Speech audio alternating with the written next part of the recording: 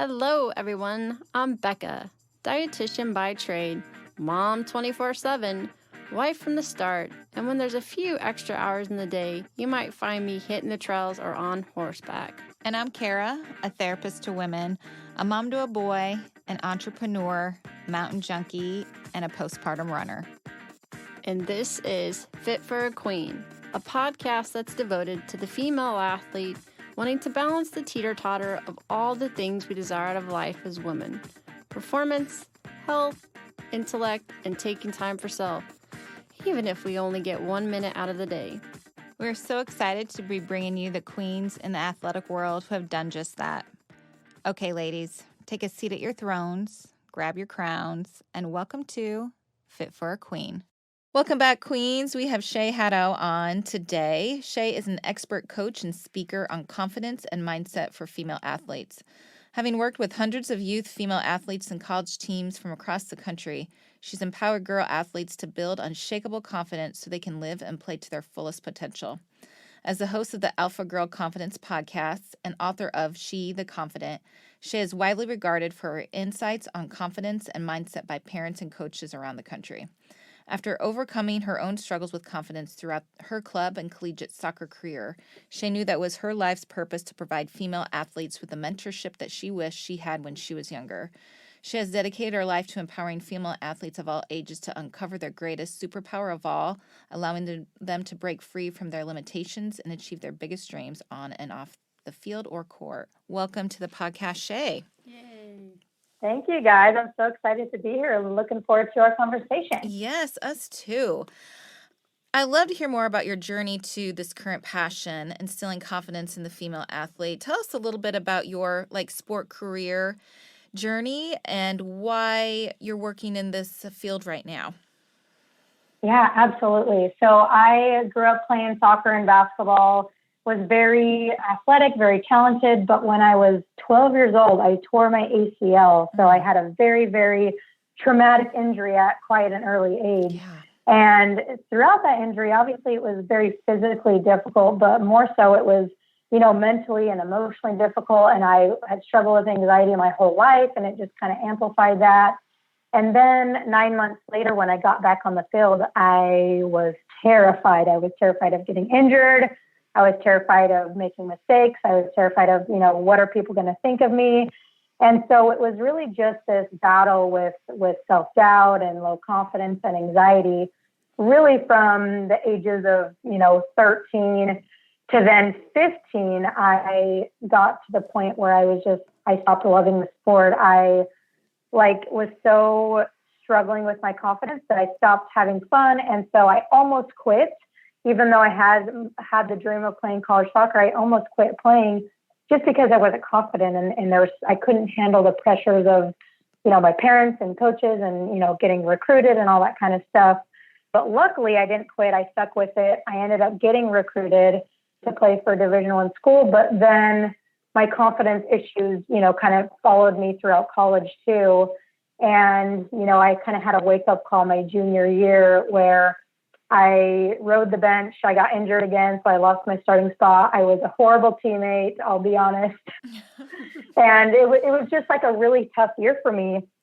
And so after my junior year, I just remember thinking all right, Shay, you got 1 year left. This is the end of your career. You got 1 year left, and it's time for you to start changing your mindset because you have control over it.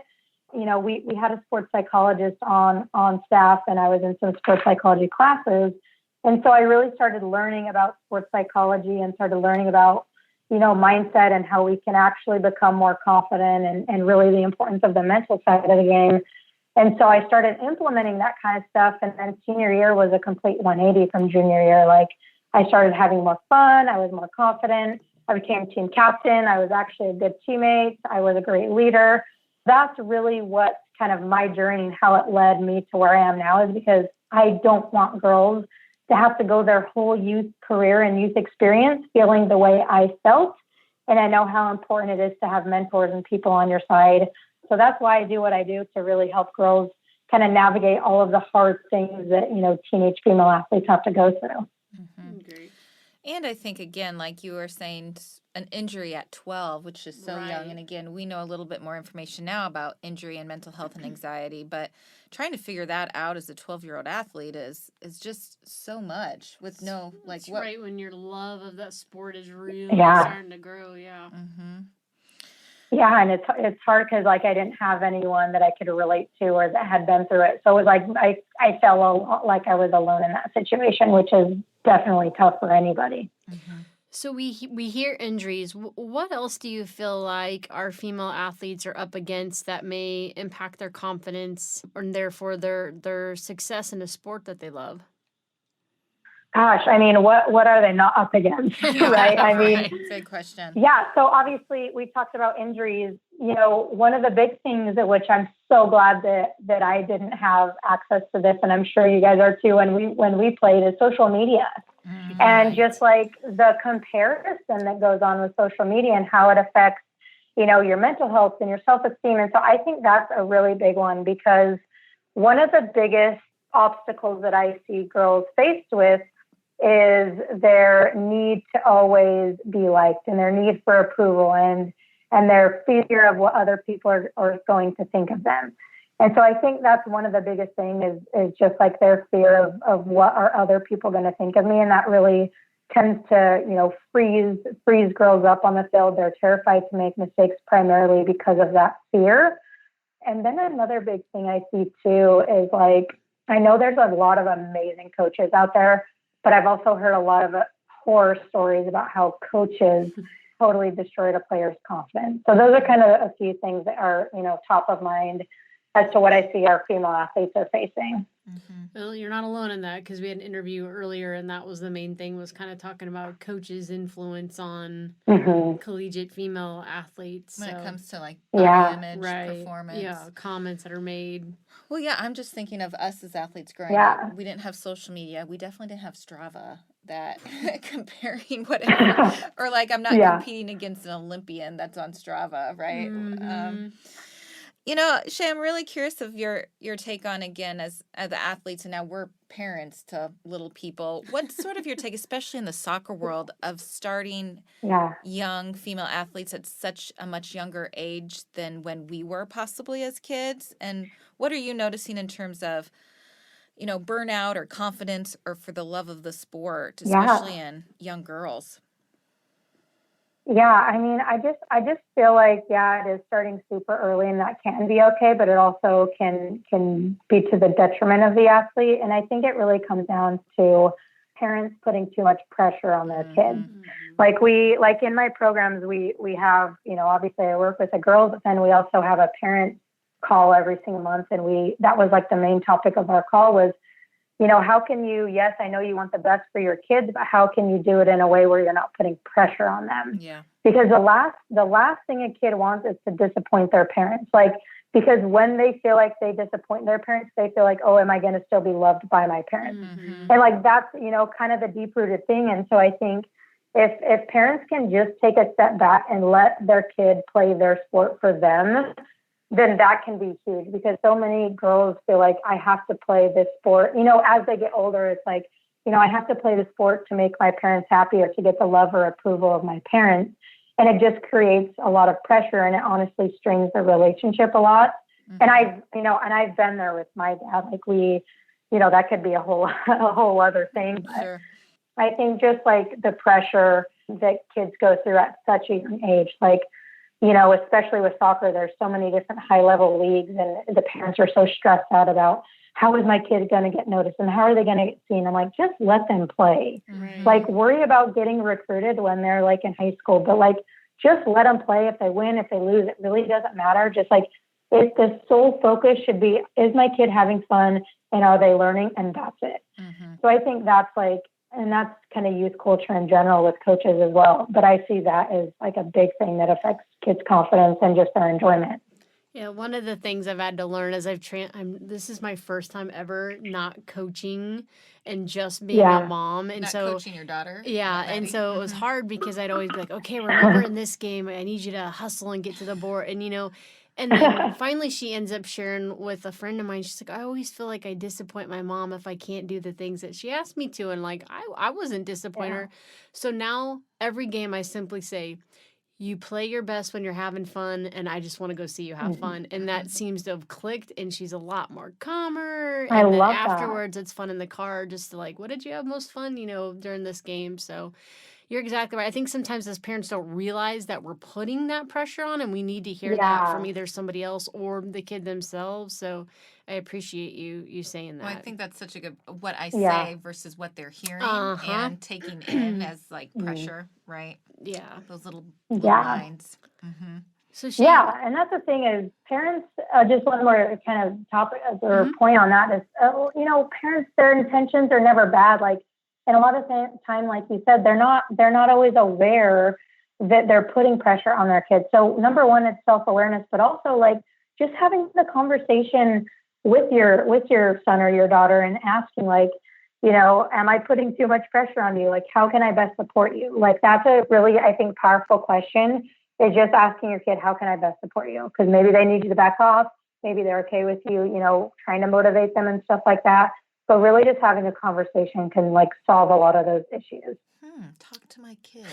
That sounds like somebody needs to write a book on like car time confessions, because I swear like the best conversations, not only with your kid, but just anybody come in the car. So yeah, totally. So along with that, give us a few of your top tips to help with confidence for our young female athletes that are listening out there. Or old female athletes. We need help too of our confidence. That's a whole nother topic too.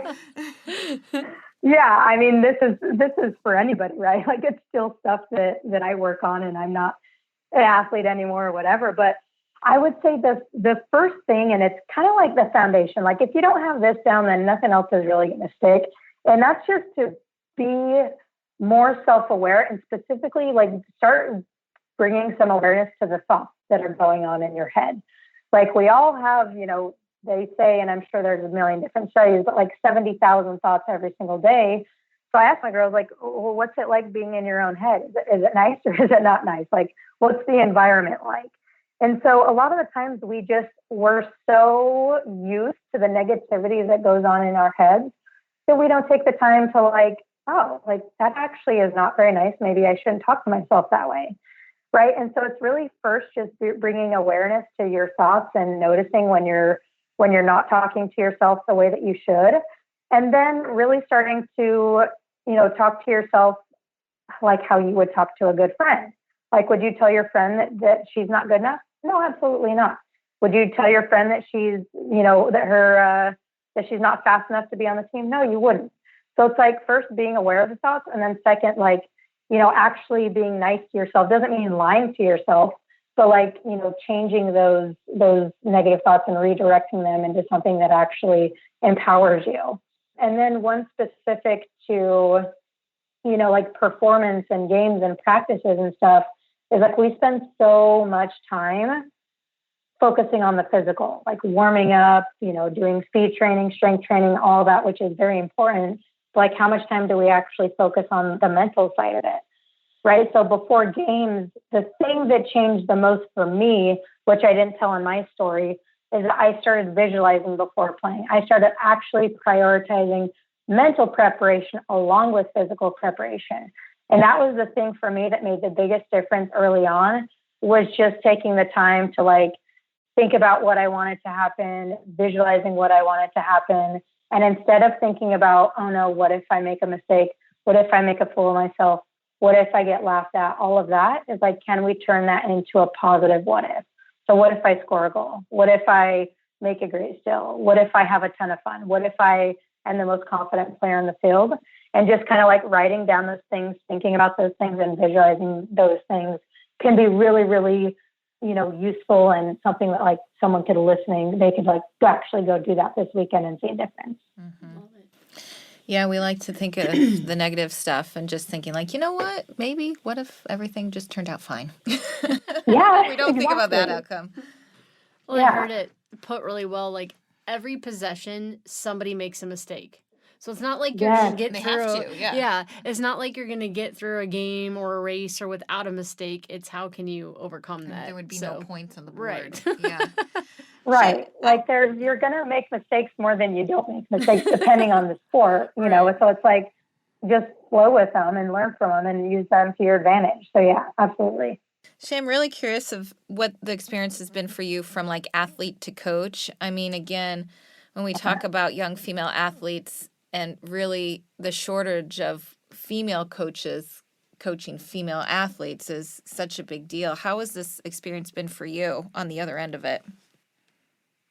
Yeah. So, you know what? I was so incredibly blessed to when I was playing, I had a ton of female coaches, which even, you know, back, 15 years ago or however long that was, I don't know. But like, so club soccer, when I was 12 years old, I had a female coach, and then I had a male coach and then another female coach in club. And then all throughout college, both of my college teams were female coaches. Nice. So I don't know if I've ever talked to someone that has had that many female coaches. No, and maybe that's, like that's a ton. So like from 12 to college, I literally only had one male head coach, which is crazy. And those coaches were awesome. But like, I think that's probably part of why I'm so focused on the female athlete, is because I've been so positively impacted by my female coaches that I'm like, I want to be that for girls now. But yeah, so as far as like, female coaches coaching females, like I've coached males too. And it was so different. Like it's so different. Like I felt like I could be way harder on the boys, but you know what? I didn't like that. Like I felt like I had to almost be someone who I wasn't with the boys. I feel like I had to put on this fake, like hard exterior with the boys. But with the girls, like I felt way more like myself because I'm pretty laid back. I'm all about having fun, all about learning. So I felt like more at home with the girls. But yeah, I just think that females coaching females, it doesn't need to happen for like a positive experience. Obviously, there's a lot of amazing male coaches. But like females can relate to females so much better than males can, right? And so I think it's important for more women to get into coaching because the girls need mentors to look up to. They need a coach to look up to. They need role models to look up to and say like, you know what, if she can do it, I can do it.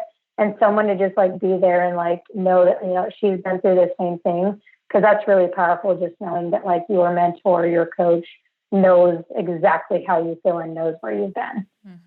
Yeah, I agree with seeing a athlete in a leadership mentor role is pretty important. Yeah. I think the tides might be slowly changing because this past weekend my daughter had a basketball tournament, and I remember at one point looking around going, right now it's all women coaches. Like I think there was one male assistant, but all of the head coaches were women, and I was like, nice. That's kind of cool. Yeah, that is really cool. That's awesome. Yeah.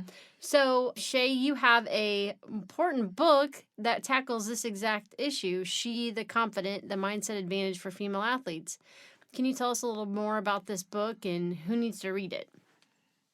Yeah, so it's honestly, like, if I could kind of walk you through the process of it, when I first started writing it and when I first published it, I was thinking like, you know what, this book will probably sell, decently. A couple people will buy it, but I'm pretty sure eventually people are going to stop buying it. Well, I could tell you that has not happened.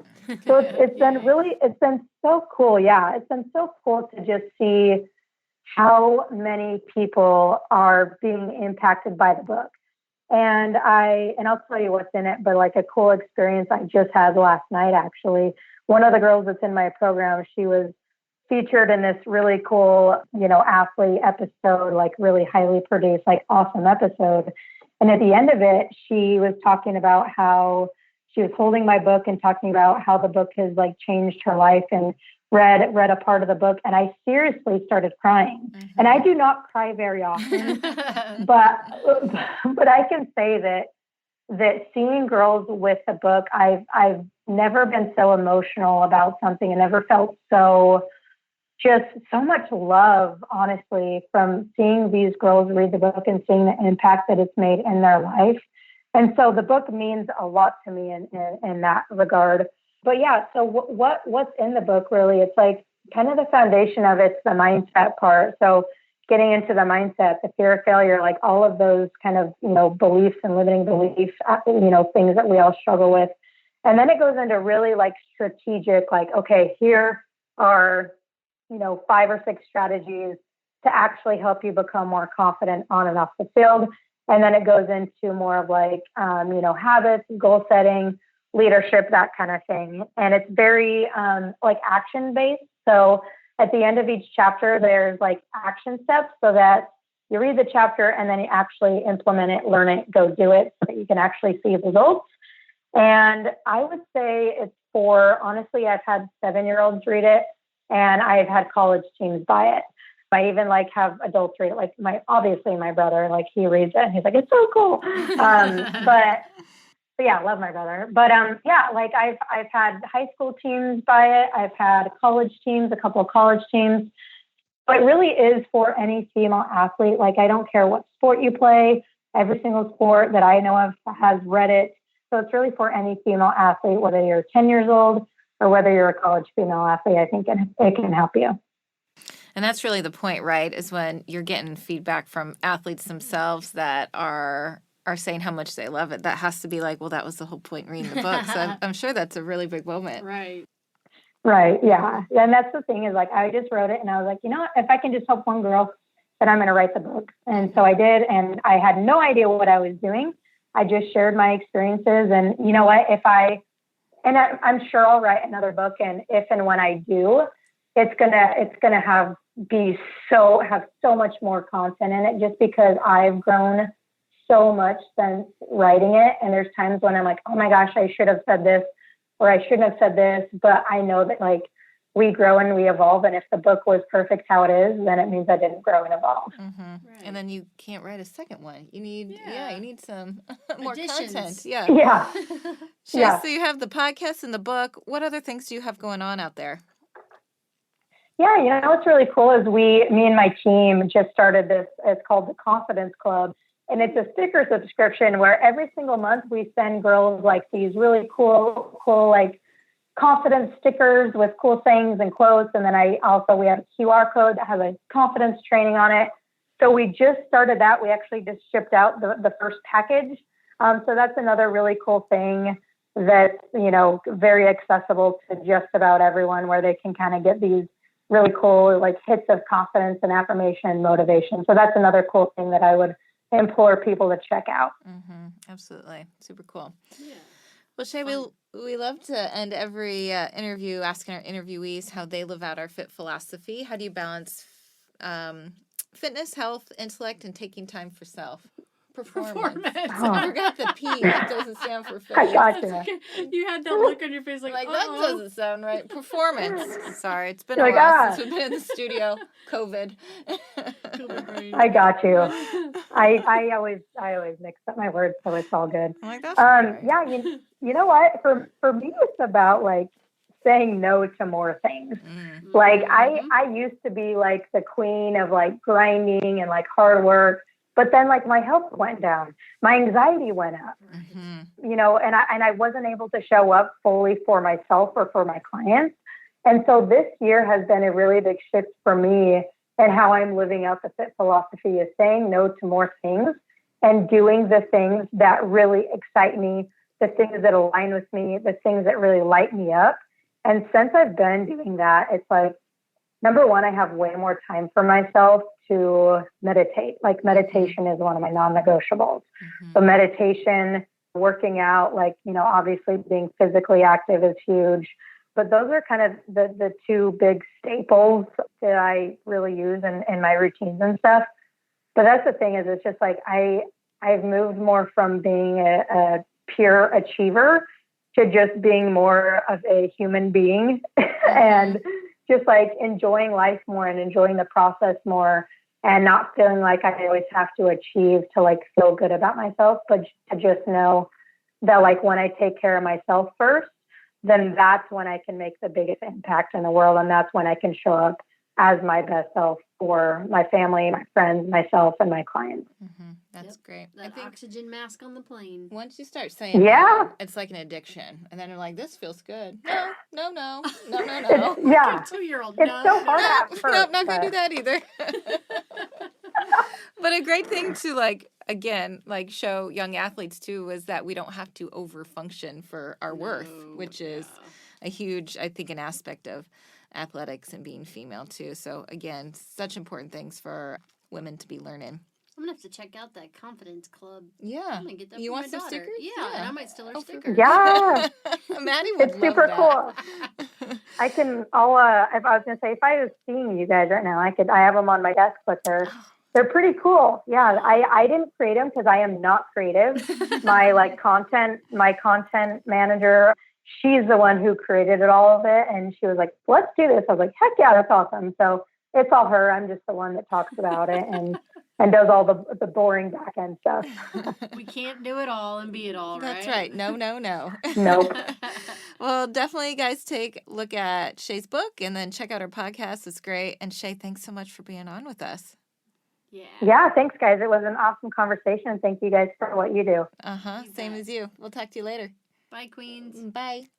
Today's episode is brought to you by yours truly. I'm excited to announce the releasing of my book, Finding Your Sweet Spot in Sport, Avoiding Relative Energy Deficit in Sport, also known as RED-S, by optimizing your energy balance.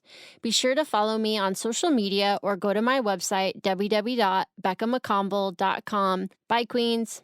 For additional information on today's topic and guests, follow us on Facebook, Twitter, and Instagram at Fit for a Queen. And # Fit for a Queen. Don't forget to rate us on iTunes. We can't wait for you to join us next time on Fit for a Queen. Bye, Queens.